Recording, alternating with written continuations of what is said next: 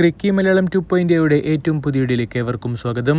സഞ്ജു സാംസൺ IPLൽ ഇപ്പോൾ 400 runs പൂർത്തിയാക്കിയിരിക്കുകയാണ്. ഇതോടുകൂടെ orange cap ലിസ്റ്റിലും 5ാമതായിട്ട് ഇടം പിടിക്കാൻ ഇപ്പോൾ സഞ്ജുവിന് കഴിഞ്ഞിട്ടുണ്ട്.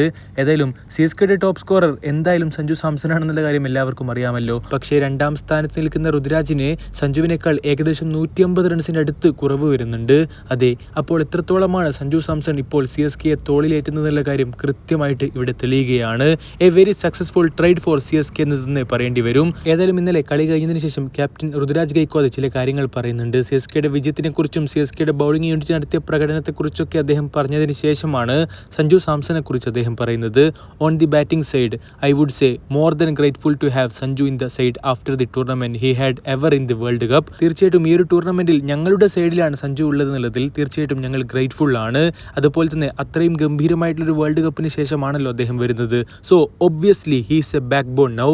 CSK പോലൊരു ഇത്രയും സക്സസ്ഫുൾ ആയിട്ടുള്ള ഫ്രാഞ്ചൈസിയുടെ നിലവിലെ ക്യാപ്റ്റൻ പറയുകയാണ് സഞ്ജുവാണ് ഇപ്പോൾ ഞങ്ങളുടെ ബാറ്റിംഗ് സൈഡിലെ ബാക്ക് ബോൺ എന്ന് പറയുന്നത്.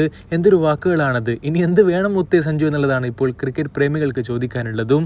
അതെ, അടുത്തൊരു വീഡിയോ ഭാഗത്ത് വീണ്ടും കാണാം. ചെറിയൊരു ഗുഡ് ബൈ.